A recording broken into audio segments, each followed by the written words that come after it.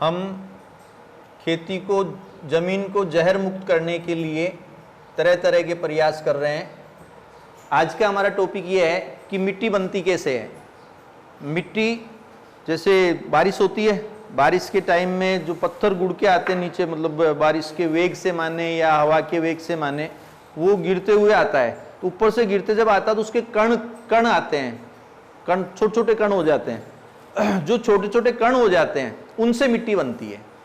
अब हमने क्या किया, पिछले लगभग 1991 से, जो ग्रीन रिवॉल्यूशन कहेंगे, हरित क्रांति कहेंगे, तो हरित क्रांति में प्रोडक्शन बढ़ाने के लिए, ध्यान रखना प्रोडक्शन बढ़ाना हमारी जरूरत थी, पॉपुलेशन बढ़ चुकी थी, और 1949 से लेकर 1991 तक, 1947 मान लें, ये भारत आजाद हुआ था।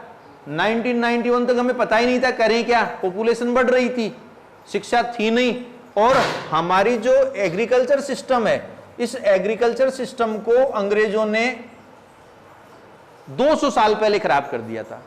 जब नालंदा और तक्षशिला विश्वविद्यालय से हमारी किताबें गायब कर दी थी या जला दी गई थी, क्योंकि उनको यह पता था कि अगर भारत वालों को अपना ज्ञान रहेगा तो डेफिनेटली ये आगे नहीं आने देंगे। तो हमारे ज्ञान को नष्ट किया गया, हर जगह से हमारे ज्ञान को नष्ट किया गया। उस ज्ञान को नष्ट करने के दौरान ही हमारी एग्रीकल्चर सिस्टम को नष्ट कर दिया, हमारे व्यक्तियों को आलसी बना दिया गया। और हम जो खेती जानते हैं, जिसे आप ट्रेडिशनल कह रहे हैं, परंपरागत, वो हमारी खेती नहीं है। वो खेती हमें धीरे धीरे, हमारी खेती को विलुप्त कर दिया गया और हमें बताया गया कि गाय का गोबर, भैंस का गोबर, केवल गोबर, वो जो आप क्या बोलते हैं उसको, क्या बोलेंगे, जिस जगह एक जगह इकट्ठा करते हैं, अकुलडी बोलते हैं अपने इधर, अकुलडी में डाल के हम साल के एंड में या 6 महीने में डाल देते हैं। उसमें काफी सारी दीमक आ जाती है, और वो क्या कि फसल, उसको डालते ही फसल ग्रो करती है। फसल ग्रो इसलिए करती है कि उसमें नाइट्रोजन होता है। तो फसल ग्रो करने से और प्रोडक्शन का कोई संबंध नहीं है।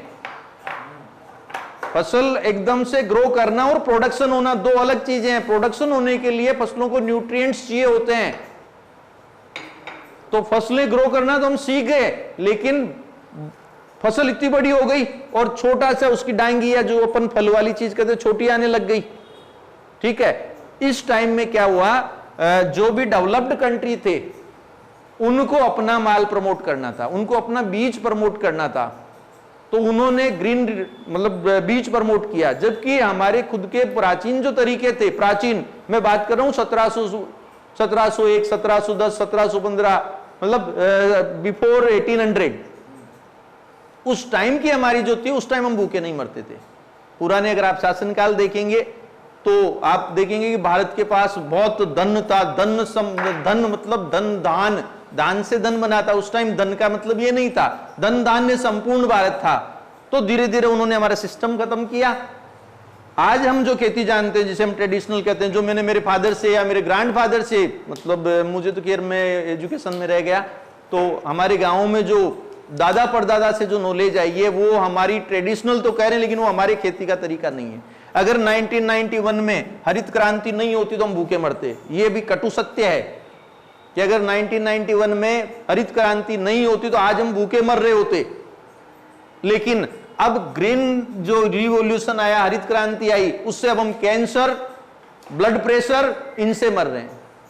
मेनली कारण यह है, हमने जहर देना शुरू कर दिया, हमारे तरीके खत्म हो गए। जबकि अगर वास्तविकता यह है कि हम अगर प्राचीन तरीकों से चले, प्राचीन मतलब मैं बात कर रहा हूं 1600-1700 से पहले वाले तरीकों की, तो हम ग्रीन क्रांति, ये हरित क्रांति से ज्यादा प्रोडक्शन ले सकते हैं। और अगर हम क्रॉप में 2 साल तक जमीन पर काम कर लें तो हमें न हल जोतने की जरूरत है और न ही कोई कीटनाशक देने की जरूरत है। एक स्वस्थ शरीर में ही स्वस्थ मस्तिष्क रहता है। अगर मेरा शरीर स्वस्थ है तो ही मेरा ब्रेन अच्छा चलेगा। तो अगर हमारी लैंड स्वस्थ है तभी तो पॉइजन फ्री होगी। अगर लैंड ही स्वस्थ नहीं है, उसमें हर तरह की दीमक है, हर तरह की फंगस है, तो बार बार हमें केमिकल डालने पड़ेंगे। अब केमिकल अगर हम डालेंगे तो डेफिनेटली उसका दुष्परिणाम ही आना है, दुष्प्रभाव आना है, और वो हमारी बॉडी के अंदर आ रहा है। जब बॉडी के अंदर वो आ रहा है, टॉक्सिन के रूप में आ रहा है, फिर हम डॉक्टर्स के पास जाएंगे, वहां से फिर दवाइयां शुरू कर देंगे। तो हम काम कर रहे हैं लैंड को पॉइजन फ्री करने पर। ठीक है, बात है सोइल कैसे बनती है। तो जितने भी आपके पत्थर हैं, हमने पत्थर कलेक्ट किए हैं, देखो इसमें मुझे लगता है कैल्शियम, ये आपके कैल्शियम रिच कैल्शियम होना चाहिए इसमें, है क्वार्ट्स तो अपने इसका नाम आ गया, बाकी कैल्शियम की मात्रा, क्योंकि इनमें सब खनिज पदार्थ अपनी जमीन में ही तो है, तो हमने वो दवाइयां डाल डाल के नष्ट कर दिया। ठीक है, अब हम उनको वापस दें कैसे? तो दो तरीके हैं, या तो बाजार से खरीद के दें, तो हमें पता ही नहीं है बाजार से आ क्या रहा है। भाई ये भी तो एक डेवलप्ड कंट्री की चाल है कि वो हमें क्या देते हैं, किस नाम से दे रहे हैं। और ये अगर पत्थर है तो पत्थर तो हमारे नेचुरल हैं, तो इनको हम क्या करेंगे? देखो हमने बहुत तरह के पत्थर कलेक्ट किए हैं, जो हमारे ये कह रहे हैं पता नहीं कहां कहां से लाए हैं। ये इसके अंदर देखो, ये माइका है, अबरक माइका है ना, और ये माइका का हो गया, किसी में आयरन रिच है, कोई फास्फोरस रिच है, ये ग्रीन का सा है, वो अपना तिलक दिखा। देखो ये अलग अलग जगह से हमने कलेक्ट किए हैं। देखो ये अलग तरह का पत्थर है? शहरों से, कस्बों से, गांवों से, पहाड़ों से, जो भी पहाड़ हमें नजर आया हम उस पहाड़ में से पत्थर उठा लेते हैं। ठीक है, ये इसमें तो बहुत सारे खनिज पदार्थ दिखते हैं ना। ये आयरन, शाबाश तुझे भी नॉलेज है।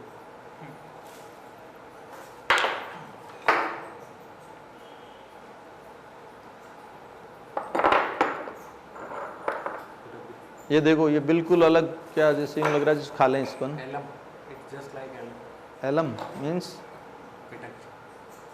पिटकड़ी। ये देखो,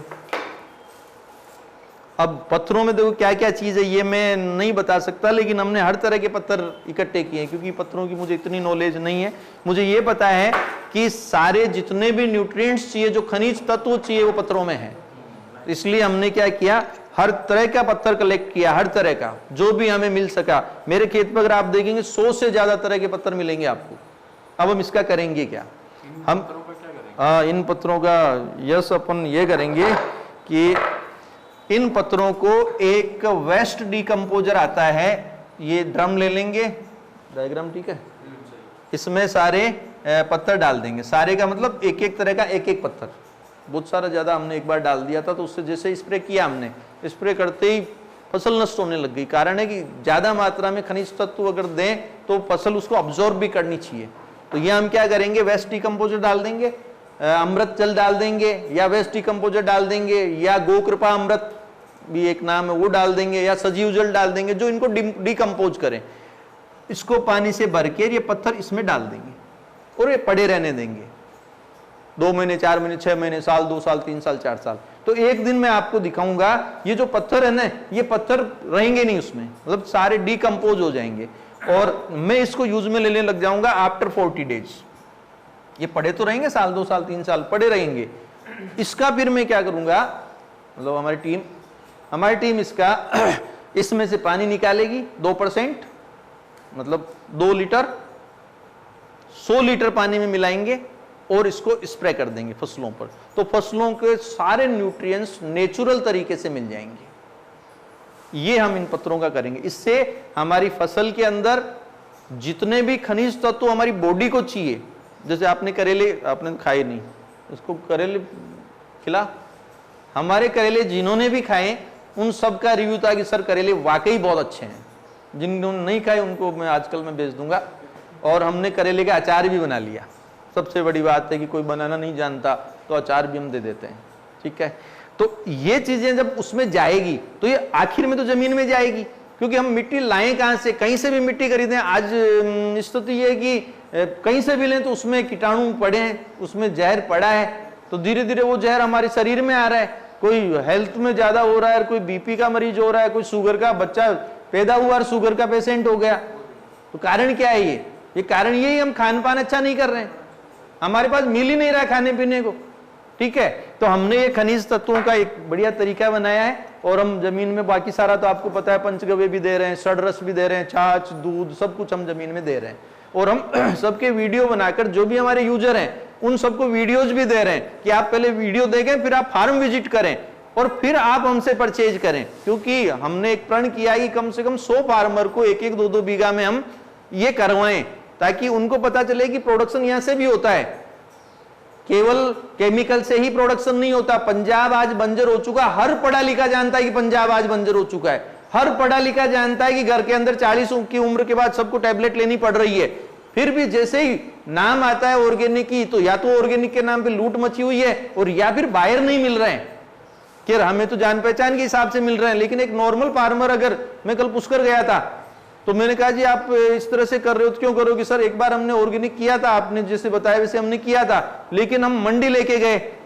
अब मंडी लेके गए तो हमारे प्रोडक्शन ऑर्गेनिक में प्रथम 2 साल तक कम आता है, तो हम सरवाइव कैसे करें, वहां हमारी लागत ही वसूल नहीं हो रही थी, तो हमें मजबूरन वापस केमिकल पे आना पड़ा। तो हम प्रयास ये कर रहे हैं कि 100 जो फार्मर हैं उनकी 1-1, 2-2 बीघा के अंदर उनको मोटिवेट कर रहे हैं कि तुम ऑर्गेनिक करो, हो सकता है साल भर तक प्रोडक्शन कम आए तो हम सेल उनकी हम कर देंगे।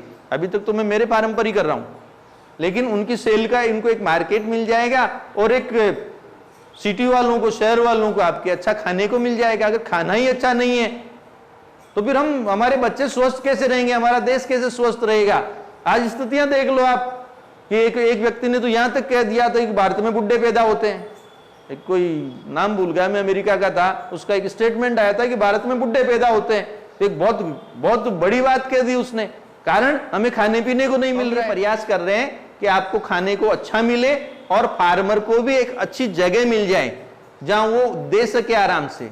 तो हम एक पुल का काम कर रहे हैं, फिलहाल हम हमारे फार्म को तैयार कर रहे हैं, आप कभी भी विजिट कर सकते हैं, और काफी सारी चीजें हम डालते हैं। आज हमने ये आपको इसके बारे में बताया। हमारा ग्रुप बना हुआ है अजमेर में, तो वहां के सारे लोग यहाँ से सामान ले जाते हैं, उनको वो पहुंचा देते हैं। किशनगढ़ में भी हम व्यवस्था कर रहे हैं कि होम डिलीवरी दे दें। नहीं, किसान अभी हमने नहीं जोड़े, अभी हम लैंड को सही कर रहे हैं। मैं मेरी लैंड को सही करूं, मैं उनको लेबोरेटरी टेस्ट कराऊं, फिर मैं आपको न्यूट्रिएंट्स बताऊं, आप यूज लें, फिर आपको विश्वास हो तब मैं फार्मर को जोड़ूं ना। आज मैं फार्मर को जोड़ लूं, मान लो कि वाकई टेस्ट अच्छा नहीं आए, आज अब मुझे कॉन्फिडेंट है, क्योंकि हमने पालक, धनिया ये किया हमने, और हमारा धनिया, लोग ये कहते हैं कि अगर हमने किचन में रखा तो बाहर गेस्ट तक को पता चल गया कि धनिया पड़ा है घर में।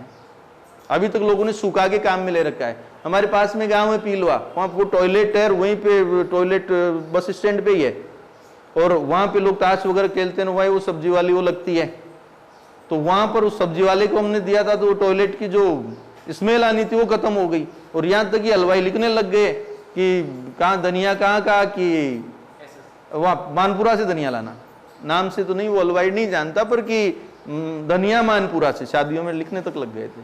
तो टेस्ट अच्छा आ रहा है, न्यूट्रिएंट्स अच्छा दे रहे हैं, आगे भी प्रयास कर रहे हैं कि अच्छा देंगे। और पंचगव्य हम डालते हैं, और किसान विकास केंद्र में 12 तारीख को 11 बजे मेरा वो पंचगव्य बनाने का, सारे वो जितने भी आएंगे वहां पर लोग, उनको मैं पंचगव्य बनाना भी सिखाऊंगा। ठीक है, तो ये अपना सोइल ट्रीटमेंट का काम